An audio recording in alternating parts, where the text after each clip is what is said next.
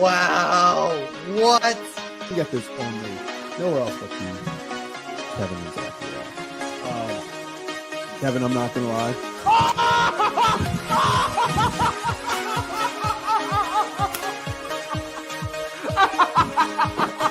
Now we're not look at this. A carved penguin.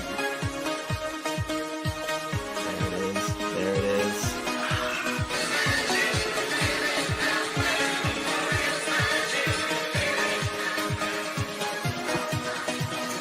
Oh no. Are the O's fine? Are the Orioles fine, Kevin? I was so embarrassed. Okay. The Orioles stole it. That game was stolen. It was stolen from them, then they stole it right back. What? Oh my God.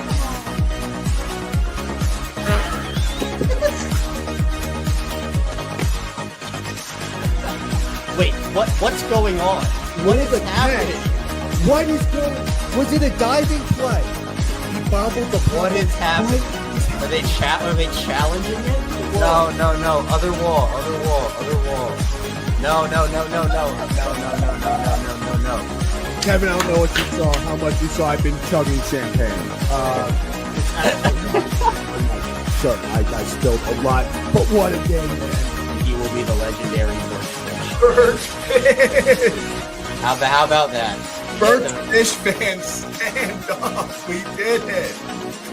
What can I say? What can I say?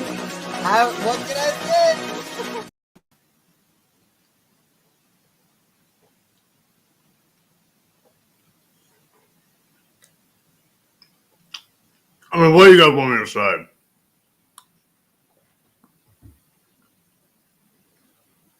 What is this? 3 times in the last 5 games that they've been no hit through. I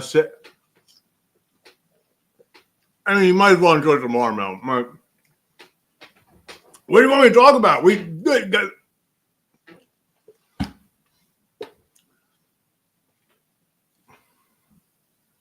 New day, same old. This is some really good watermelon, actually.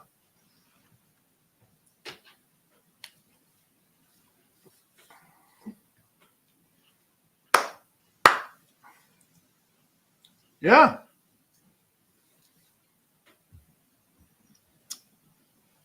David, I guess this is what? It's what you just have to do. It's what you got to do after this.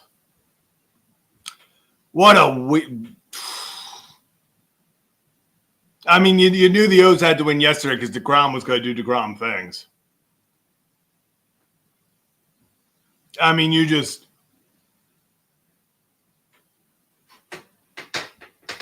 knew DeGrom was doing this, so they had to win yesterday when they get no hit. What was it?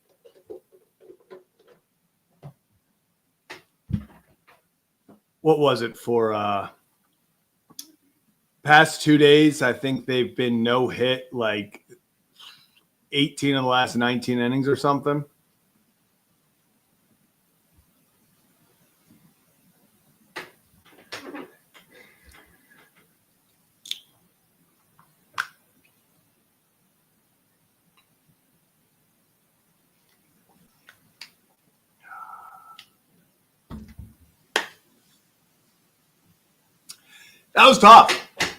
That was tough. You only knew about what 2 innings into that game that like, oh shit,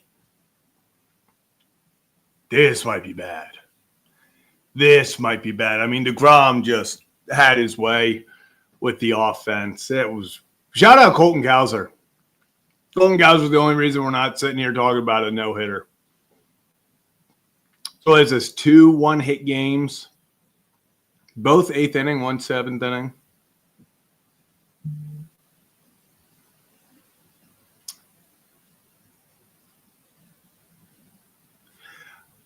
Probably a few more time.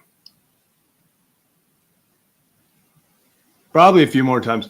No one no hits the 2025 Orioles, but you're probably going to come pretty damn close.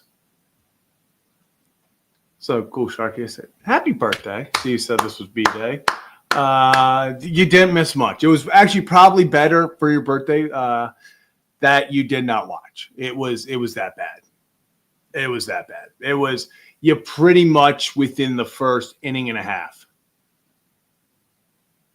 Probably in the first inning and a half, you understood, damn, this is happening. I mean, Jacob deGrom's been insane this year. And when he came out there pitching like that with the way the Orioles have been playing offensively, yeah, that was a recipe that was not hitting. Nothing was going to go well in that one. Ooh. You know, the NBA draft is going on. Now, I'm not even like a big NBA draft guy. Like, I'm not a big – like, I like the NBA. I watch, all that. But, like, I'm not like a diehard, I'm going to watch the NBA draft. The Orioles almost had me turn on the NBA draft. Orioles almost had me turning on the NBA draft. That's the part that I got to. Carlos, this was fun. I was rooting for the perfect game because everything I root for loses.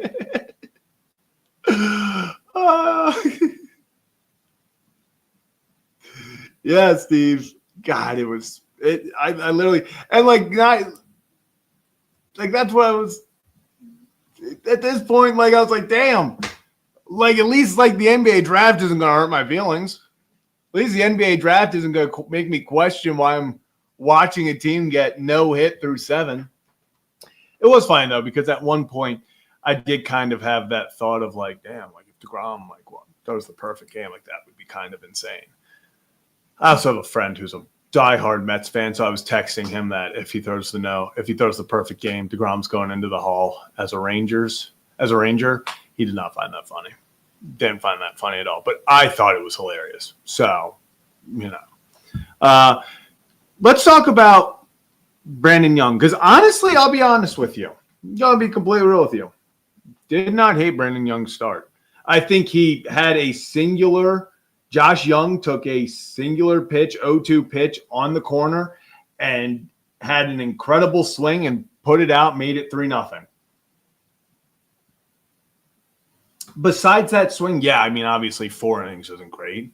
But it wasn't anything where, like, I was expecting Brandon Young to go anywhere between 4 and 5 innings. Like, is this someone that I'm like, oh, got to give him a rough spot? No, but, he's a serve. I think if he continues to be in the minors, work on his craft, I think he can be a guy who gets a few starts. I mean, Scott blew it. That was tough. Thanks for eating 2 innings, I guess. Would have liked a little bit more. Kittredge has a little surprise pitch today, but – I mean, this turned into a game. I think the Orioles were probably hoping the Rangers scored, 1 more run, 2 more run? Like,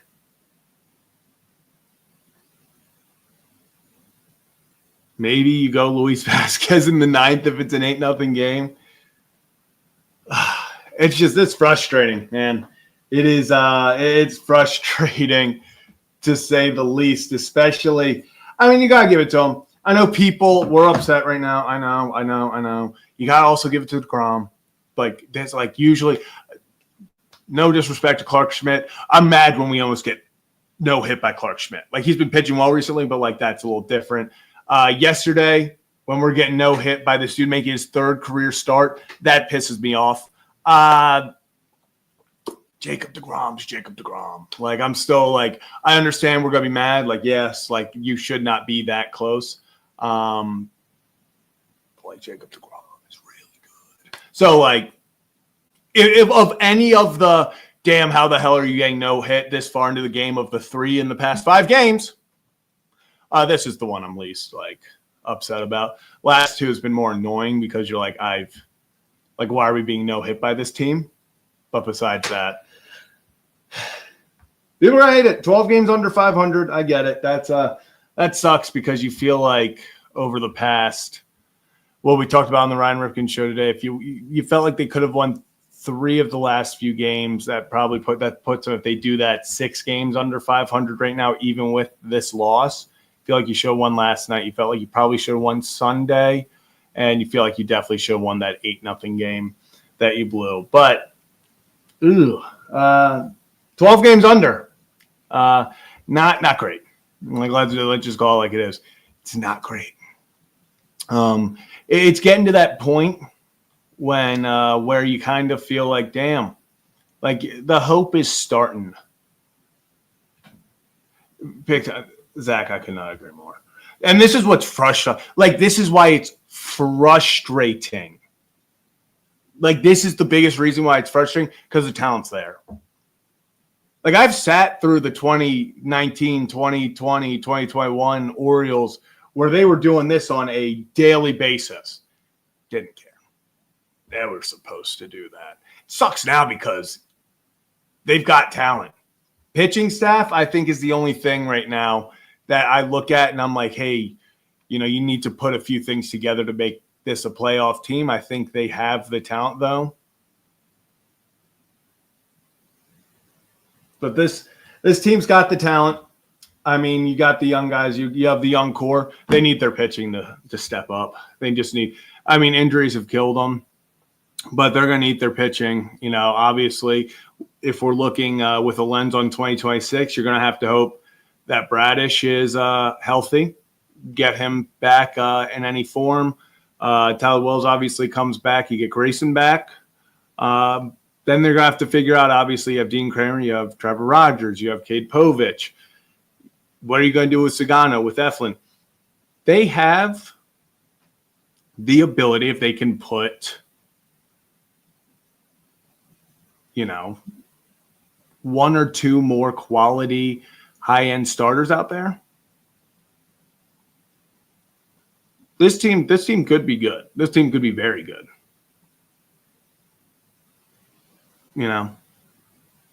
But it's tough. I mean, this team, nothing can click. When the hitting disappears, when the offense does well, the hitting disappears. Or defense, pitching does well, offense disappears. Offense does well, pitching disappears. They have games like tonight where it felt like everything disappeared. Just nothing. You just sit here and you knew the pitching after that it made it 3-0. Like, you had a feeling that it was over. Like 3-0, we all, let's be honest. 1-0, it started to feel, but 1-0, I was like, you still have an opportunity if you can get DeGrom out of the game. But after that, I mean, over the past 3 games, every game in this Rangers, I mean, the Orioles gave up 7 runs, 6 runs, 0 runs, give up 4 runs, 9 runs. I mean, that's 3 of the last 5 games they've given up 6 or more runs. They've lost, 4 of their last 5. Offense put up 5 last night, 0 the night before, so they've been shut out 2 of the 3 games. Or no, sorry. Put up 6 the night before, got 2 runs versus the Yankees, shut out against the Yankees on Saturday. So they've been shut out twice in the last 5 games, put up 2 runs in 1. I mean, offense disappears, then the pitching disappears. Then the offense disappears, then the hitting disappears. And it just is an endless cycle right now. And it just feels like it's one after the other. They put together a fantastic series against the Angels last week, I guess 2 weeks ago at this point. And you felt like a lot of momentum was happening. Then you bounce back against the Rays, 5-1. You take an 8-0 lead. You're like, damn, here they come. Like, here they come. It felt like we were starting to get some momentum back. You blow an 8-0 lead, it's 12-8. You win the next game, and you're like, awesome, bounce back. You then beat the Yankees, and you really feel like this team is building momentum. You felt like this team was going to grab some sort of momentum and maybe let it go. Lose 4 of the next 5. So it's frustrating. It's frustrating. Tell me talk about how frustrating it is. Kevin Oestreicher. Kevin, didn't get no hit. Well, I'd like to congratulate you on drafting Colin Cowherd. Why? I haven't even watched the NBA draft. Portland traded Cedric Coward to the No way. Grizzlies, and Malika Andrews goes, and the Portland Trailblazers select Colin Coward. Funniest moment ever. Yeah, it probably was a lot funnier than this game, you know? I mean, where's the champagne? They didn't get no hit. Oh. Yeah. Oh, this is bubble test is getting worse, but there is no bubblage. Whatever. There you go. This was also like $8. This is so bad. Yeah, I know it's bad. Like $8 champagne that I grabbed. Damn. That is a opened bottle of $8 champagne. You know, Go O's. Yeah, fine. Are the O's fine, Kevin?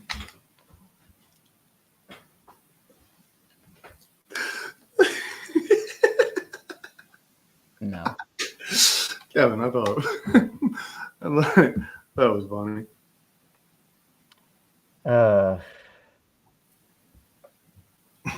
Jesus. You know, Kevin, I was talking about earlier. This is honestly the one, like, it sucks because you wanted to win the series and everything. This is the one game, like the one almost no hit that I'm like, that makes sense. Getting Clark Schmidt almost no hitting you, and then last, I don't even remember the guy's name. Lentz, and it's his third career start, almost our no hitter. Those are like, what the hell? Tonight, it was one of the all-time greats just cooking. People can blame it, but guess what? We can't blame Kevin. You know what we can't blame? Wait, I've got to look at it. Look at it. Oh, let's go!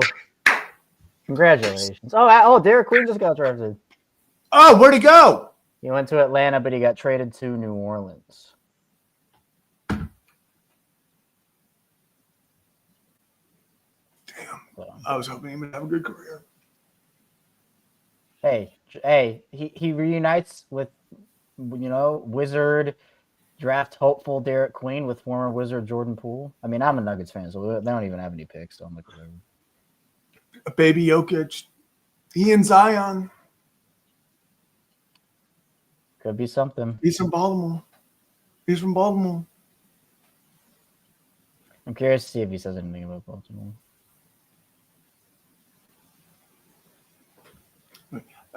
I don't even know where the original hat is. I gotta find this. I have like the old hat. This is crazy talk. This is it, Kevin. I'm gonna find my oldest hat that I have of this, because if you don't know, I wear this exact same hat and I just switch out for new pairs. I guess new hat. I guess not pairs, just a new hat. I think I'll find the original. We'll wear it. It's going to look horrendous, but I'll wear it tomorrow on the show. Find just the oldest hat I have of this. So we're going to try. We fixed the banner. We're getting the old hat back. Kevin, I mean, it's all hands on deck. Let's go. Got to do it. This was, if you were not there. I still am lost for words. I still can't believe that. I felt it slip, but I thought it would just be a high arcing shot in. I didn't expect it to actually go that high up in the air.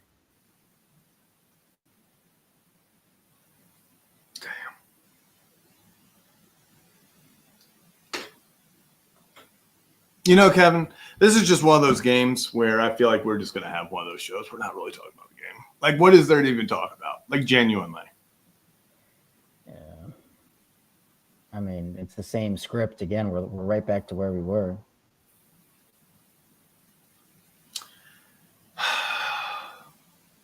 Kevin, do you let's just be real. Where are your vibes with this team? 1 through 10, their chance of even are you like fully bought in their sellers? The Orioles? Yeah, like do you even have hope right now that they can come back and make this to, because they're going to be what now? I think they'll fall to 8.5 now out of the wild card. It's a big difference between 5.5, you know. I've said that I don't think they're making the playoffs. I think. Yes, In but I'm terms of saying, in terms of being sellers, I think that's where they were always headed. It was just a matter of how big of sellers. I'm saying, do you think they even make this competitive? Is what I'm trying to say. You would have to be 2 games under by the break, and continuing momentum by the deadline, and because they're now you get to play the Rays over the weekend, Ain't it fun, Kevin? And now you're 1 game worse than you were, and you have 3 less games to work with. It's And you won game 1. Yeah. Well, that's a big thing. And these last 2 games are just so uncompetitive. Yeah. And I'm not talking about like the 7th inning last night. I get it, but you had 1 competitive inning. That's what I mean by uncompetitive. You had 1 competitive inning in the last 18 innings, 19, I guess, because of the 10th last night. But that's horrible. And I know, I get if you say, oh yeah, last night was competitive because they got back in the game. Sure, from that aspect, but the Rangers really whooped them in every aspect except for what was the pitcher's name even who gave up those? Was that Milner yesterday? It was one of their better pitchers. It was Christopher Riley Martin. Oh, it was Martin. Milner was the one who came in and shut us down. That's what it was. Milner shut us down. Instead of Christopher Riley Martin. No, it's just Chris Martin. Why are you getting Christopher Riley? Did you? That's his. Oh, it says on Wikipedia it's Christopher Riley Martin. Well, maybe his full name. Sorry, I'm full government naming this man right now. like Christopher Riley Martin. Yeah, that's full government name moment right there. I was so thrown off when I was like, well, if you look him up, it comes up as Christopher Riley Martin. I was like, I remember him on the Red Sox, and he was not Christopher Riley Martin. How long has this guy been in the league? He's like I don't know why it says. He's been around since 2014. So I was gonna say, for him to change it up this late in the career was crazy, but yeah, that's how I have to refer to players from now on. It's just by their full. Full government. Let's see what we got here. Gunnar Randall Henderson. We'll just do it like that now. I still can't believe Colin Cowherd got drafted.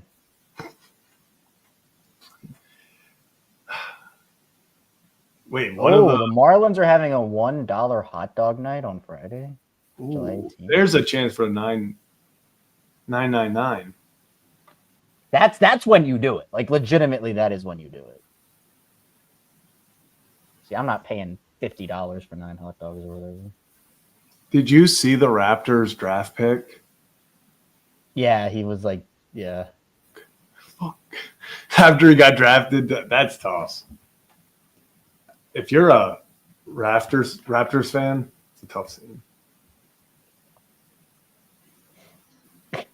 One of the Nuggets, someone who covered the Nuggets says, with front offices like New Orleans, you cannot tell me Denver can't take advantage of someone stupid this offseason.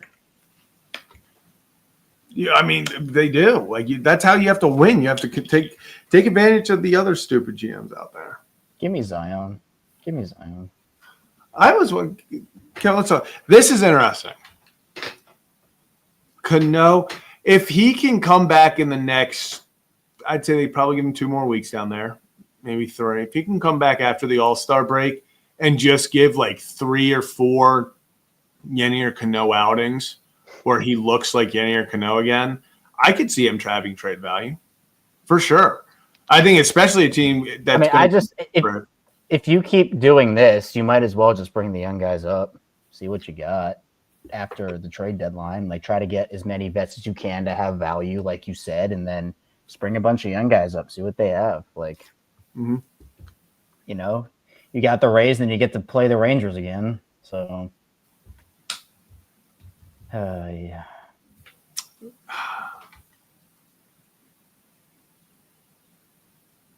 time.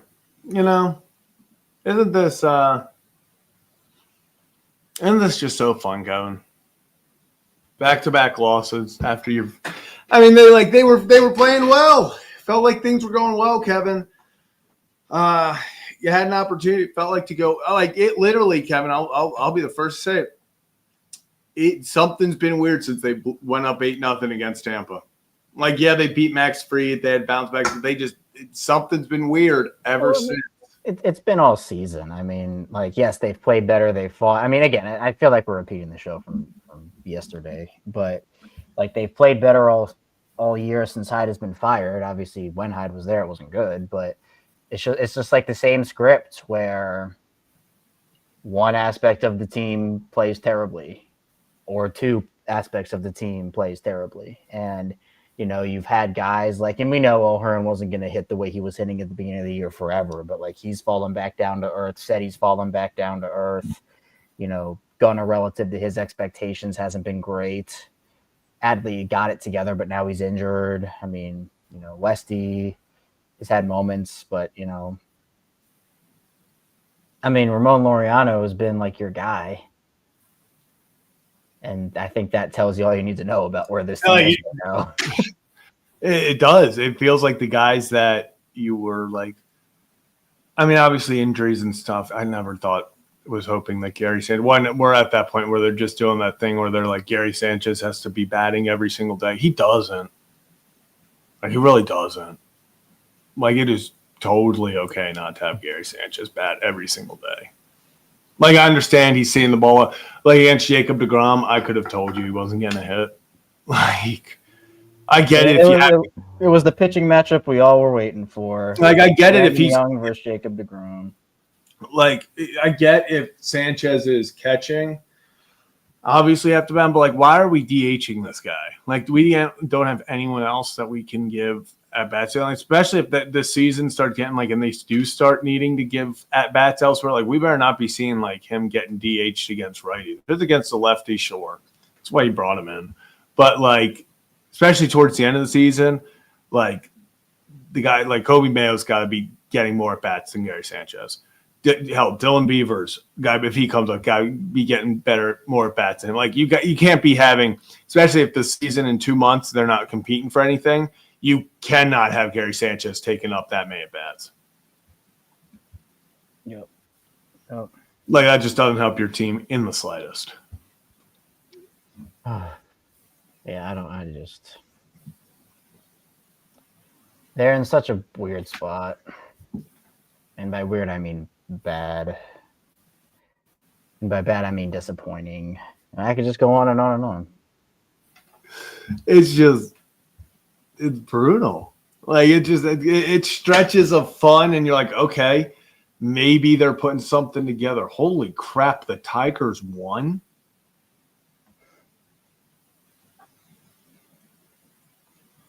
I looked at the score, and it was 3-0. Oh, I'm definitely looking at yesterday. My bad. That's on me. I saw the Tigers won 11-4, and I was like, yeah, Flex were up 3-0 in the ninth. It's like, what the hell happened? It's on me. I was looking at yesterday's box score. But, Kevin, it feels like this team, they give you hope.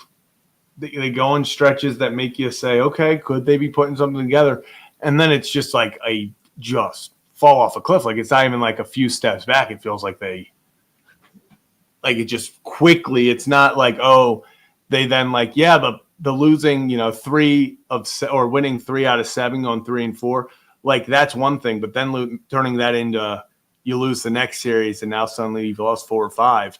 And that is something that you couldn't afford to have that this season at the rate we were having right now. Like, you physically, like, you could afford to go 1-4 over a 5-game stretch if you're up 10 games over 500. You can do that, but you're 12 games under 500, and that's not it's not a good place to be. I mean, again, you mentioned it on the Ryan Ripken show today. You're starting to, what would you say? You got one foot out the door of all the misery, and then you just go right back in to everything. Like again, like they're hovering. They're hovering, and they're not hovering in a good way. Where we could have seen this team be 8 games under, 7 games under, 6 games under, but instead they're like, oh, they got it to 10, they got it to 9. Can they push? Nope. Oh, back to 12. Here we go again. Like and you're wasting days. You're wasting opportunities. Like time's running out.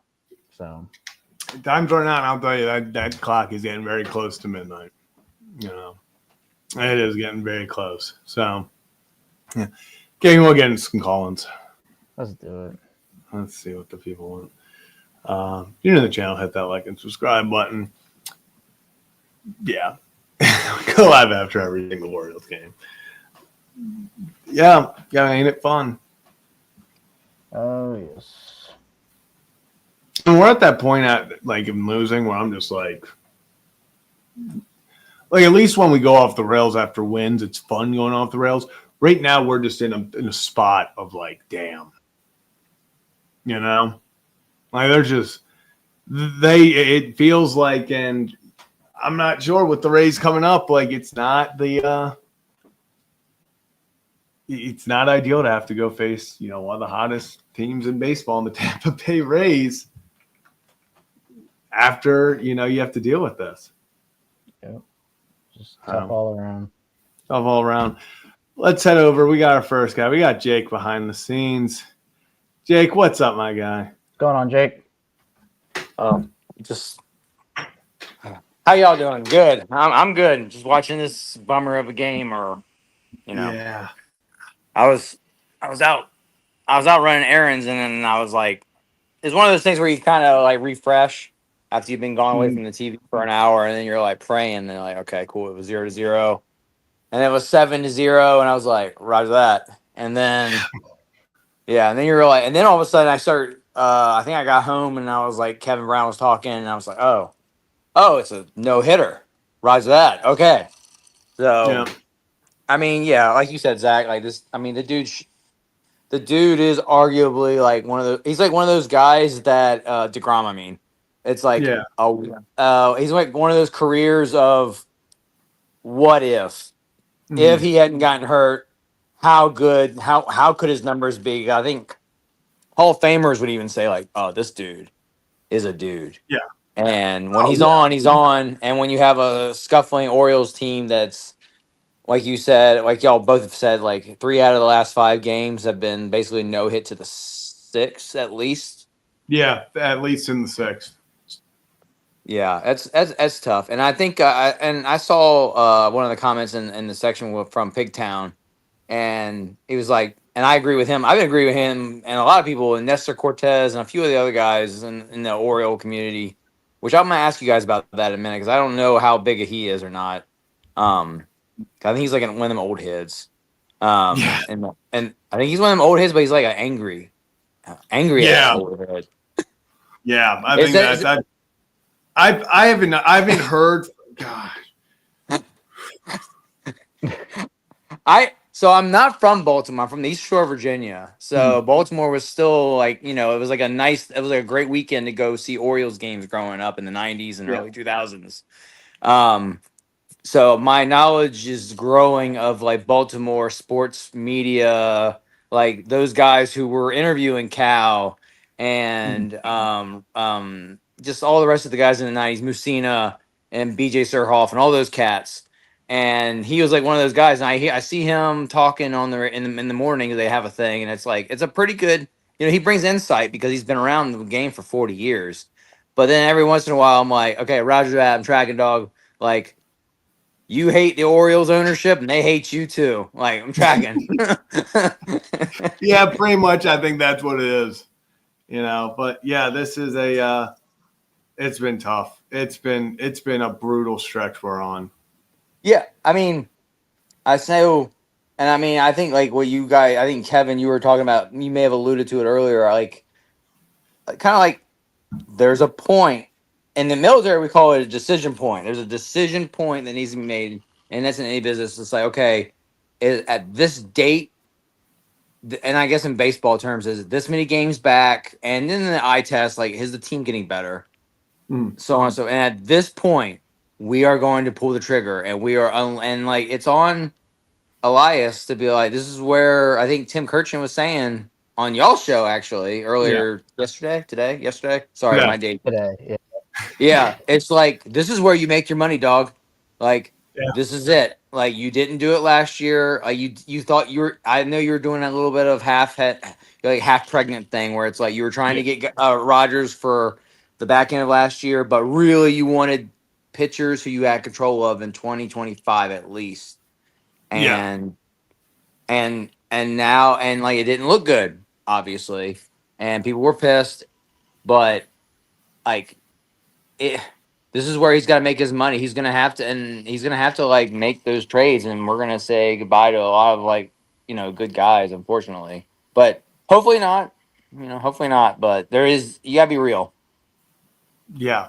Yeah, that's a tough part of it where like, some of these guys have been here for a while, others are trying to make impacts, but it's clear that like this version of the roster is not getting the job done, at least not as consistently as you need them to. So, I mean, we a lot of people saw this coming with the offseason they had. I don't think look, the offense has been a lot worse than I thought it was going to be. I know everybody talked about the pitching, but the offense has been the shock in terms of manages. Like I thought they were going to get over a lot of the issues they haven't gotten over. Yeah, and I agree with you. I brought those guys up because one of the shows on that show with Luke Jones, I don't know where he comes from, but I agree with him in that it's the most frustrating thing about this season to me. We all knew the pitching was going to be like, oh man, fingers crossed. Fingers crossed that the guys shove. Fingers crossed that Sugano, which we all know nothing about, shows up, shows out. Who he has done pretty well. He's been a little bit rough recently, but he's getting through it. And hopefully, fingers crossed. Once again, Kyle Bradish and Tyler Wells, and then Grayson, which we weren't expecting, are all like, okay, we're ready to rock after the All-Star break, or at least August 1st kind of deal. But the thing we all held our hat on was the offense. And in the middle, and when we do planning exercises over in my side of the world, we look at like something called like center of gravity. The center of gravity is like the main thing that your entity, it's like your main battle weapon, if you want to look at it that way. Something that is going to cause the most damage, but it's something you also need to protect the most because it's your thing. And in a dumb sense, I'm sorry to go crazy, it could be like an aircraft carrier. That makes sense because they're like multi-billion-dollar pieces of equipment and have 5,000 sailors on them. Like that's important. You don't want those going down. Like for us, it is our offense. Like we knew we were weak on the pitching staff, but we had to have the offense. Like whether it's keeping guys healthy with their hamstrings, like we were talking about before, so on and so forth. But the offense is everything here. Actually, I had some guys do it. We had some guys do some exercise on a sports team, and it was kind of like, hey, what do you think a center of gravity would be? They actually did the NFL, but you can kind of cross check.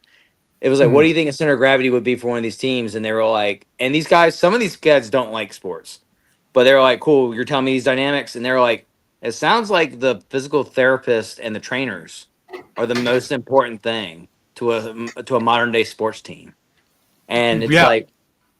And that's why I keep asking you guys about that question, because I just don't know what's going on in Baltimore.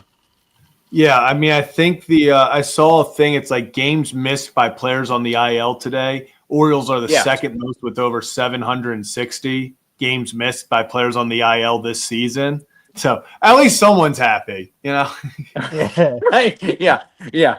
No, you're right. I saw that too. It was the Dodgers, right? Yeah, Dodgers are one that just insanely ahead. But yeah, the Orioles have the second most games missed by players in baseball on the IL. So it sucks. I mean, that's obviously including the Graysons, that you look at the Tyler O'Neills, and but it was, it's at the point where the Orioles, it does suck offensively. You lose Kowser game 3. You lose Westberg for pretty much a big majority of it. It's just really – those are two core guys, especially with Westberg, where when he's in the lineup, he comes back healthy immediately. They score 2 of their highest run, games. Yes. It just feels like these guys, it just every time they finally get healthy, Cowser has to miss time. All of a sudden Westberg jams his finger. It's just like these freak accidents where it's like Adley gets hurt. Then someone's, getting hit and they're sore for 3 days and they're playing with less guys on the bench. And then you're like, you're down to your fourth catcher at this point. Like you're just, I think there are a lot of offensive pieces that have just been, disappointing. But I do think that there's, the offense has been an issue. I mean, we can't say that they've been like doing their job. I think, we talk about it all the time when the pitching delivers quality starts. So many times we've sit here talking about a 2-1 loss, 3-1 loss. So it is frustrating, but man, it's tough when you're sitting there and you lose Westy, you lose Cowser. I know people aren't fans of him, but you lose Tyler O'Neill, and it feels like, you lose Jorge Mateo. It feels like guys that are a part of this offense, losing them, it just feels like, I don't know if it hurts team chemistry. It's something it feels like is off when these guys are going down. It feels like they're not replacing them with anything that's producing.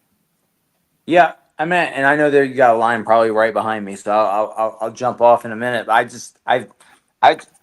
I'm curious. I would like to see Mike Elias looking at veterans, a veteran, because I am curious. Like, and this could just be me looking way too hard into it. Maybe because we lost Machado, and we don't want to lose Gunnar. Everybody's freaked out about losing Gunnar and those guys. It is what it is. But like I don't really see him in front of the mic a lot. I mean, I see Ryan O'Hearn. Ryan O'Hearn's like, I'm a 30-year-old, which is not old. I'm 39, that's why I say that. But like compared to those kids, he's old. He's old compared to those kids. And he's also kind of like one of those guys who's like, he's frustrated. He shows frustration, but he also is like, yo, we're here to win. And even if we're on a 6-game losing streak, I'm here to like bust some asses. And you're like, yeah, hell yeah. And I just don't. Maybe it's just Gunner's personality. Maybe it's just that cool, like low key. A lot of issues. I think a lot of the young guys, that is their personality, which sometimes can suck. Is it feels like Adley's not really a rah rah guy. Gunner's not really a rah rah guy. It's funny. It feels like the most rah rah guy. I mean, he's Cowser. He's the one you hear from the most. Now it's in a different sense because usually it's him cracking jokes. But if there's anyone that genuinely goes out there and feels like it's like, okay, at least he's out there, being vocal and stuff like that. It's got to be Cowser. Oh, bro, when we saw Mayo shove that second baseman from what was it, White Sox, and it was a few of us paying attention to who was coming over the deck first, and it was I don't know if it was Cowser exactly, but I know he's just one of those guys like you said, but it was like. It was the veterans. It was Ryan O'Hearn was right there. It was actually it was Mateo and Urias.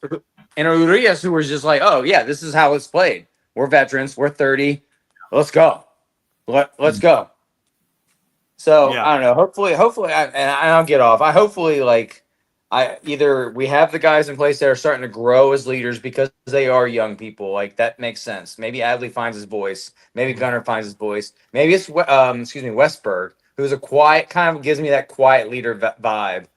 Or we just bring in a guy. It's got to be a good guy. Somebody like a Goldschmidt would have been perfect. I know we have first base covered really, but like a good veteran that is good, who can also be like, hey, this is how you be a pro. We need our Crash Davis. That's all it is. So literally. And that's, I feel like there needs to be someone at just some sort of whether it's inside or outside, someone's got to step up and, bring in a leader, someone that can do that. I think that's why, we saw them. James McCann, losing him was big. Yes. Losing Kyle Gibson, all that, that's big. And I think it doesn't go as it's not as highly touted by the media and stuff, but man, having a leader is massive when it comes to especially a young team. So that's the biggest thing that I feel like they are missing is that leadership, especially offensively right now.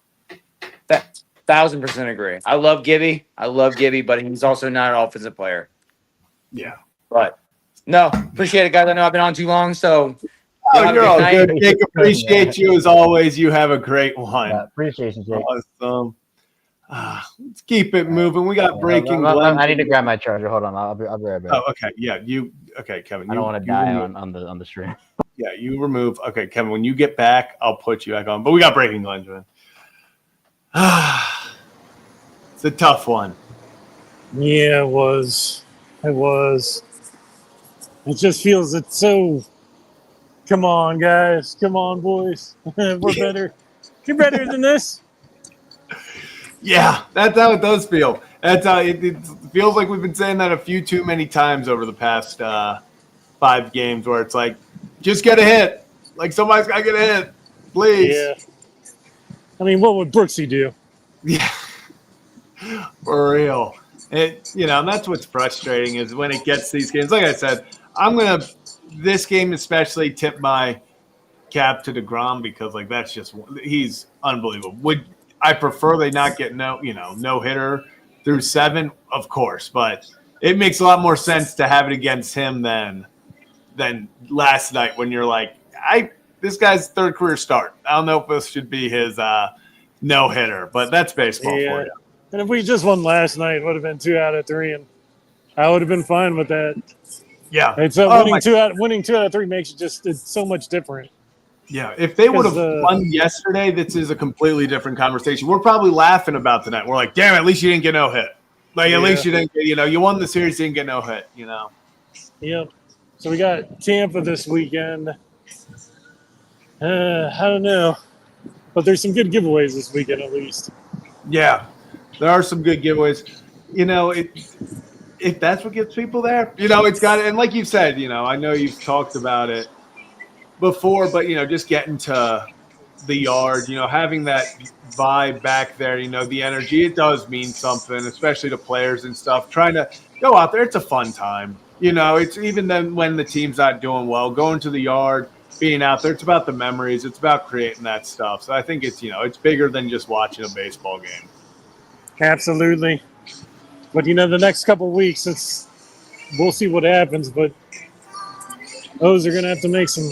They're gonna have to make some choices soon, and each game that goes by, the deadline, it's sneaking up on everyone. Ooh, it is, and quickly approaching. You went, hey, this is 2 months away that you got to build back to.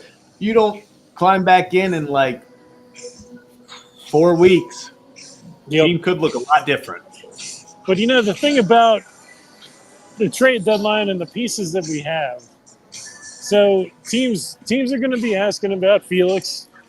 They're going to be asking about O'Hearn. But the thing is, like somebody like Bautista, okay, well, would he be willing to trade him? I mean, maybe. But here's the thing. If the O's are going to go for it next year, then they need major league players. Yeah. So, and the teams that are going for it now, they need major league players now. So who's going to trade for Bautista and what are they going to give up? Because they can't give up major league players. Yeah. But we need major league players. So I don't know. If you're going to get guys, it's got to be on. If they're going to be a prospect, they better be on the brink. Right, exactly. Better be like a 1-1-1 guy or something. Yeah. But they're not going to do that. So sometimes I think, what if the trade deadline is like a complete bust and then we don't make it to the playoffs or we lose the first 2 games as a 6th seed on the road in the wild card and then the free agents walk anyway. That's like my worst case scenario. But when I'm watching games like tonight, I'm like, what if it happens? Yeah. Yeah, if they go for it and you just – that's the scary part. That's why I'm very I don't know if I would give up Bautista because if you want to compete in 2026, you need a closer. We saw last year when you had a rotating door, it gets old fast. It's fun. We're going to match up. That's going to be great. We can get the higher, the upper hand by, doing the matchups in the ninth. And then you realize that if you don't have a dominant guy in the ninth, it's a little different.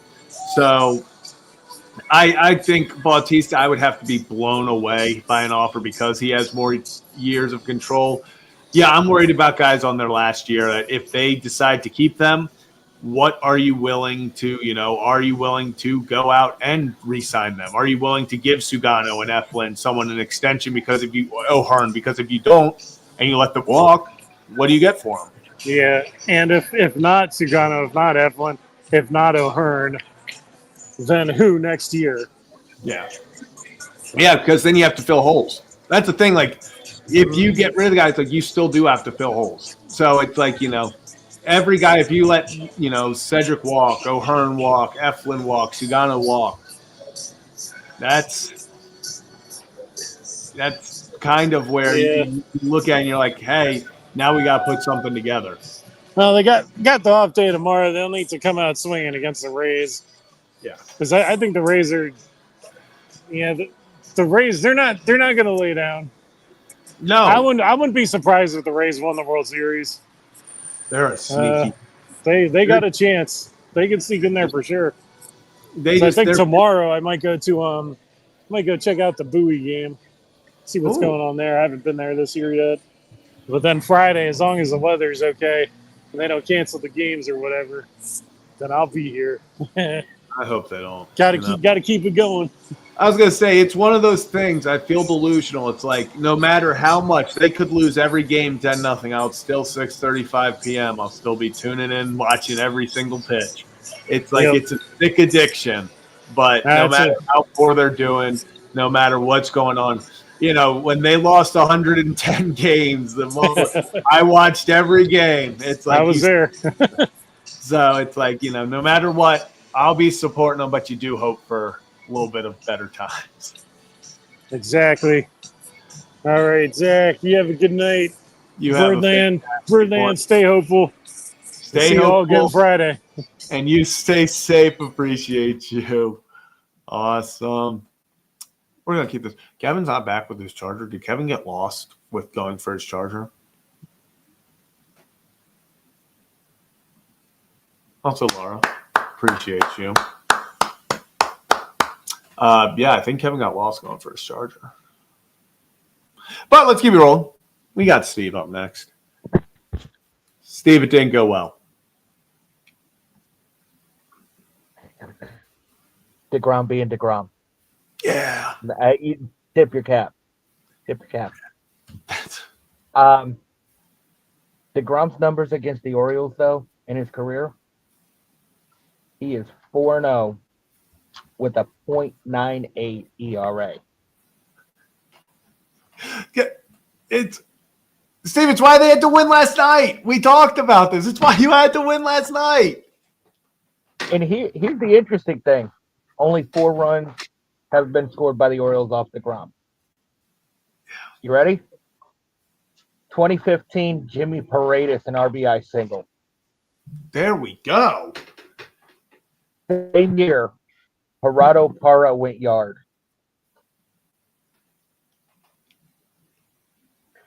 Two years ago in 23, same game. Austin Hayes, RBI fielder's choice. Adam Frazier, RBI single.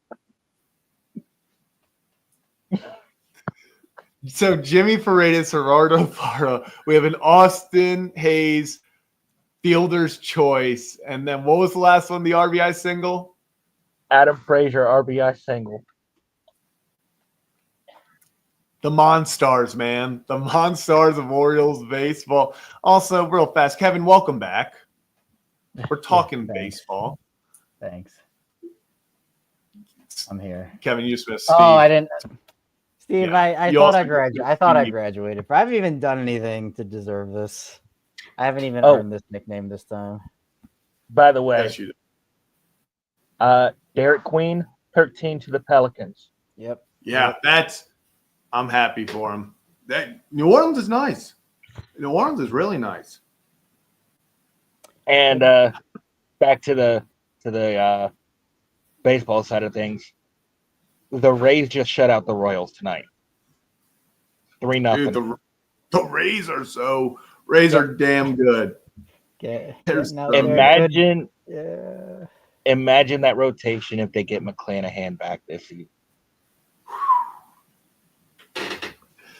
I'm telling you, like that Rays, the Rays are the scrappiest of all time. They are just going to scrap and scratch and claw, and they just find ways to win every single. They are the most annoying team to ever because they're just going to go out there and they're going to simply, no matter what position you think you have them in, they're going to just find a way.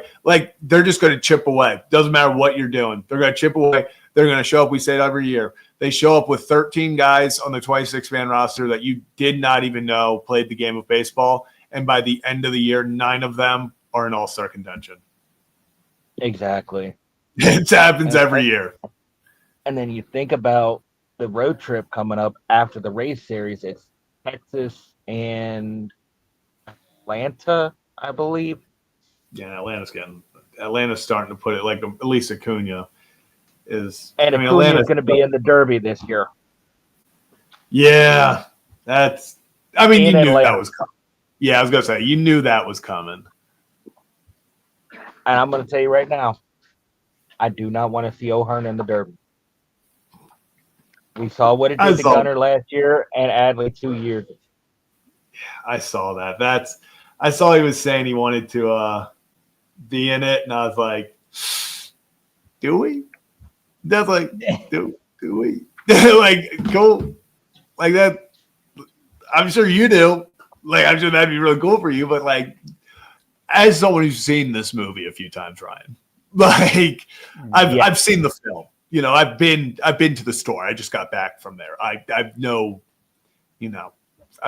seen the ending, and usually it's not too great. And it makes no sense. How does it always happen? Baltimore Oriole goes in there to hit for the home run derby, and then we're what 4 for 4 on it ever since Chris Davis.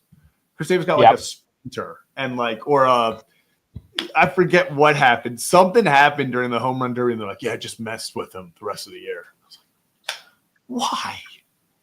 And by the way, Mateo, first game in Norfolk, homer, 2-run shot. Don't let the kid get hot. And by the way, tomorrow afternoon's game is on Massive. Tides game. Oh, like that. Okay. There you know what? Might have to tune into that. That might be nothing else going on these days. You know what? Let me see if I can pull up who's pitching in that game. Yeah, let me see if because it's against Gwinnett. So it was supposed to be Brandon Young tomorrow. Yep. Well, sorry about that. Anything on Povich though? When he's starting to rehab or anything? I have not. I haven't. Yeah, I was gonna say I've not seen anything on him. Let me actually look it up. Last time I had not seen any update on him. Let's see if there's any news. No, nothing. He's nearing a rehab assignment. Okay. He's nearing. I love that. He's nearing because that really doesn't tell us anything, but he's nearing it, So who's our probables for Tampa? Sagano, Kramer, Morton, I think. Yes. Yeah, right? Sounds right. Well, the last I'm really just because I know tomorrow's Sagano. No, it's Sagano. Eflin Kramer. Sagano Eflin Kramer. Sagano, Eflin Kramer. Okay. Yeah. I was like, I don't know if Morton pitches, but yeah. So we'll see. I mean, that's gonna be a game, a series where if you're the Orioles, worst case, you got to find a way to win. You got to find a way to win 2 of 3. And this is not you now have to. And it's like you were saying earlier in the show that offense shows up, pitching disappears. Pitching shows up, offense disappears. Yeah. Sure. Crazy. This team is frustrating me to the point where I don't want to watch anymore. It's a frustrating team. It's a very frustrating team. But tough all the way around. enjoy the day off tomorrow and get back at it Friday night. Let's do it, Steve. Let's do Do it. it, man. Appreciate you as always, All my right, guy. Steve. Appreciate you, man.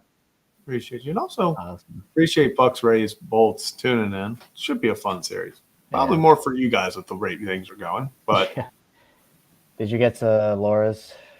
yes, Okay. we did get to Laura. And Appreciate you, next up, we got Sam. Sam, how's it going, my guy? Hey, fellas, how we doing? I've been better, you know. Yeah, after a game like that. Oh yeah, it was rough. Yeah. It was certainly rough. But at the same yeah. time, after about the third inning against DeGrom, I was like, I kind of saw the writing on the wall. I was like, damn, that's. I was like, this. So this. You had that like little hope in the back of your head of like, maybe we don't get good DeGrom tonight. Then after 2 innings, you're like, oh, we got great DeGrom. We got like. Well, the funny thing is, team. like, I didn't even know that it was DeGrom tonight until gosh, when did I find out? No, gosh, I was like probably right at game time when I got the notification and they said it was DeGrom, and I'm like, oh, that's amazing. And then I saw it was Brendan Young, and I was confused, thinking, why is Young pitching? And then read the comments, and they're saying that they pushed, I guess, Sagano back, which I guess it makes sense because he's trying to adjust to the big league schedule of 5 days, so it makes sense. I'm not really upset. And about you can that, definitely tell recently that he's been a little fatigued. Like he's 100%. He's really had no command. I think his past, especially in the Yankee start. The start before that was that in what was the one before that? Who did he throw against? It was before was the it, Yankees. Was it Tampa? Did he pitch in Tampa? I don't think it was Tampa. Yeah. No, because it was right before Tampa. Why am I now blanking on who we faced right before Tampa? Yeah, I can't remember. Oh gosh, was it the White Sox? No, it's the Angels, right? Angels. Yeah, Angels. Yeah, so he threw against the Angels, and I think he went 5 innings, and he just similarly didn't look very good. But in the Yankee outing, I'm like, yeah, he definitely needs a break. But honestly, I watched the game. After the 5th inning, I was just watching, almost somewhat not hoping, but perfect games never happen. And so I was half hoping. I'm like, you know what? It would suck to be on the wrong end of history. But at the same time, when you ever get to witness a perfect game, it's one of those things where it's as a baseball fan, you want to see it, but as an Oriole fan, you hate to see it. It was one of those where, like, if it was any other team, you're sitting there and you're like, this would be so cool. But now you're faced with the like, everyone's going to be talking about us as the most, especially for perfect game, because then you're like, hell, we could go 5, 6, 7, 10 years without another perfect game. I mean, what was the gap before Severino? It was like 7 years. So it's like, don't really want to be the last team. Like, if I could guarantee someone was throwing a perfect game in like a week, I would have been like, do it. So I could say I watched all 27 outs of it. Like at that point, seriously. But like from a Orioles fan standpoint, I'm like, please don't put it. Like we've been through enough this year. Like don't do it. Yeah, for real. Don't put the nail in the coffin, please. No, that would definitely do it. But there's one thing I was thinking about. I read the article. Gosh, was that a Jeff Passan article on the ESPN? The candidates likely to be traded. At the deadline. Okay, so I was reading it and I looked at the 6 names that they had on there. I think I can't remember exactly all 5 or 6 they had on there, but I was looking at I was kind of taken aback when I saw Batista on there, and obviously they're not going to give him up. They would be absolutely. I mean, that's certifiably insane to give up Batista, especially if you're going to make a run for the postseason next year. You need a back, you need your closer. Now, I'd understand if this was like a 2018 situation, or heck, I mean, they should have traded Machado in 2017, to be totally honest, but that was 8 years ago. Can't do anything about that. The haul would have been a lot better, but I'm thinking of Batista, and I saw the recommended teams, or not the recommended teams, but like the best fits, and I saw Philly in there, and part of me's thinking, I bet you we can get what's his name, Andrew Painter. In that deal, because a guy with 2.5 years of team control, that would have to be like a Juan Soto type deal because of just how good he is, especially the way he's looking. Like this isn't 2 months ago you could argue like there's a lot of risk involved. He looks like Bautista. He's hitting 100 again. He's spotting his fastball.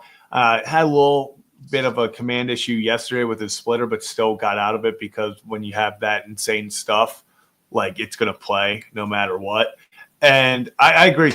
I would not trade Bautista, but I would listen to offers. And if there is one of them that sits there and you get that call and it is like an Andrew Painter and you sit there and go, okay, is this worth giving up Bautista, where now we are going back into that hole of, hey, you need a closer. And we tried the Craig Kimbrell. We tried throwing Sir Anthony and Soto and all that. Like we've been down that hole. So now it's like Never again.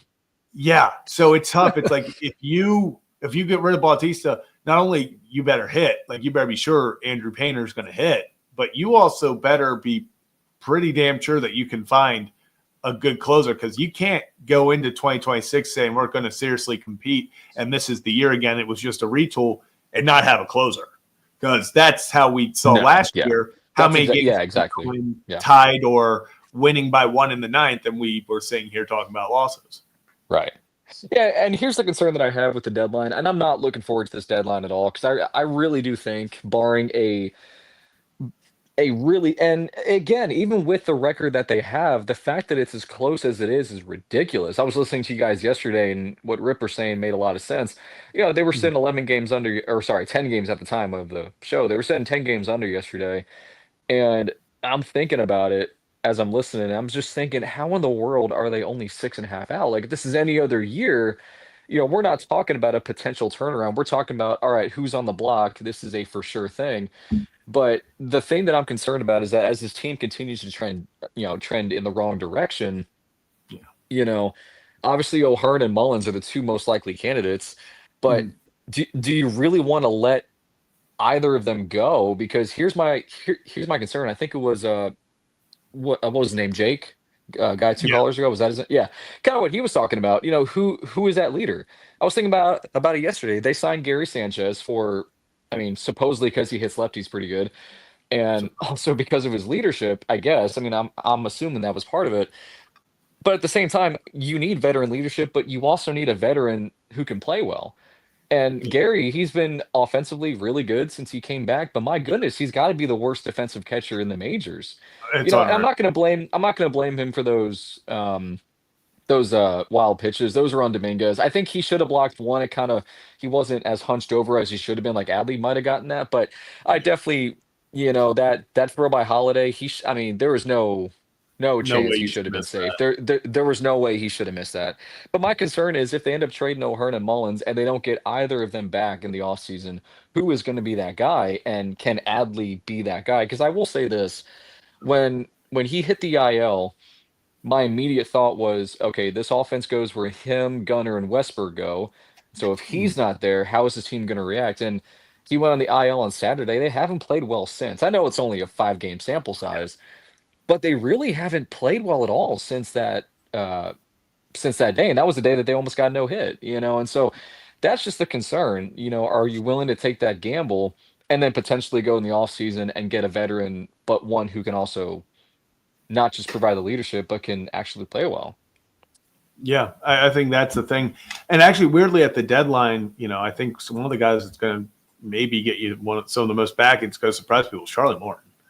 I think the way Charlie Morton's been pitching, and it's a 1-year deal, it's a veteran leader, I think other teams are going to look at that, and they could actually get something pretty decent for Morton. But, you know, we'd always talk about this, you know, and you know, they go with Westy, they go with Adley.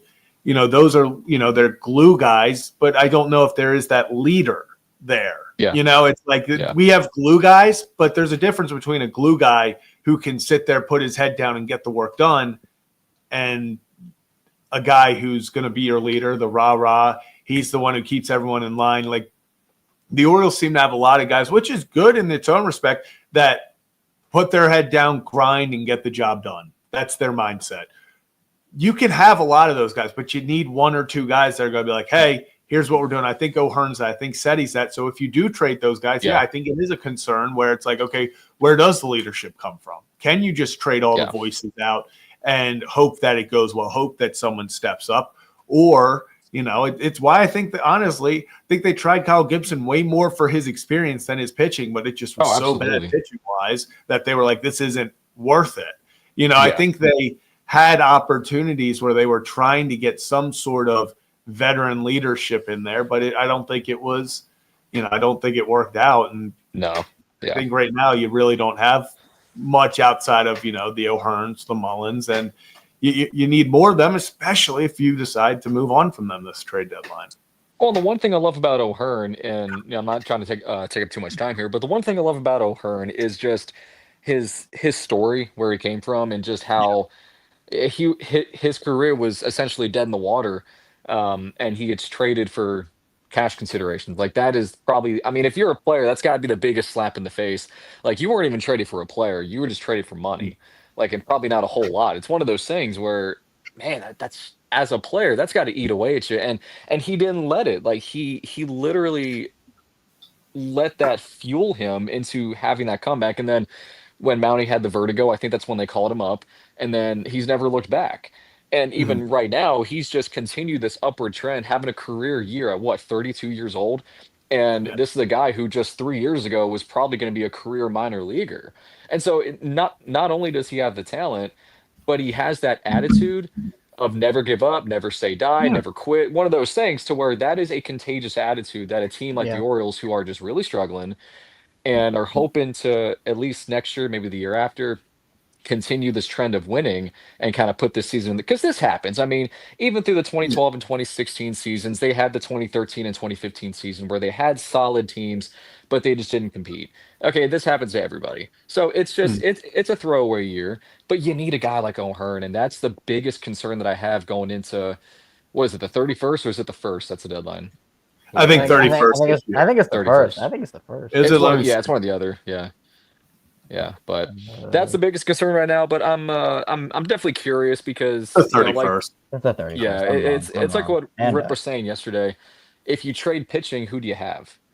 Yeah. Because that's a big concern. Like I understand letting go of Eflin, although I'm not sure what his value is going to be, considering just yeah, it's not great he's right not now. he's not very good right now. But who knows? It's still 4 weeks away. But yeah, it should be interesting. But hopefully they can turn this thing around and do the best to right the ship. I mean, I'm not saying they're making the postseason. I just want to see them fight. I just want to see I them just want to fight see and make the best of it. competitive. I just want to see Yeah. competitive.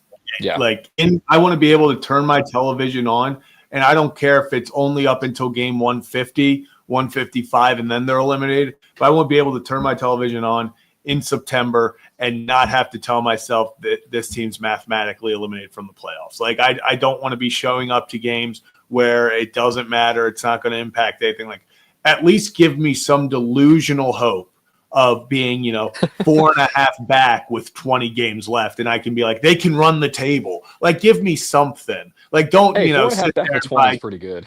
Yeah. Like, if, don't sit there and suddenly we're talking, it's September 1st and we have 25 games left. And it's like, well, if they go undefeated and the rest of the teams go less than 500, they have an opportunity. Like, I want a real chance. If they don't Yeah. make it, they don't make it. But give us something like competitive to watch.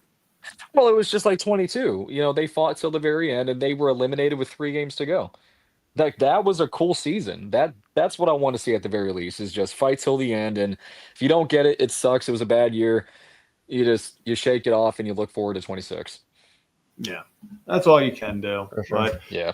Sam, appreciate you, my guy. Appreciate you, man. Hopefully they appreciate you can guys. turn it around. Awesome. Yeah. Appreciate you, Sam. It's been a tough day. Been a tough day I'm in Birdland. exhausted, man. Been a tough day in Birdland. I'm exhausted. Yeah. Got anything else, Kevin? I'm good to go, man. Just, you know what? They can't lose tomorrow. So, Yeah. Wait until you see who gets put on the IL. I'm sure they'll have something up there. don't even speak that. Replicate Don't a even- loss. Don't Kevin. even do that. No, you know what it's gonna be? It's gonna be Tyler O'Neill's back, baby. They're gonna activate Tyler O'Neill. It's over for the league. It's over. It's over. Yeah, but that's gonna do it. This is an edition of Kevin Zach React. Jacob DeGrom shoves. What are you gonna do? Orioles lose. Jacob DeGrom shoves.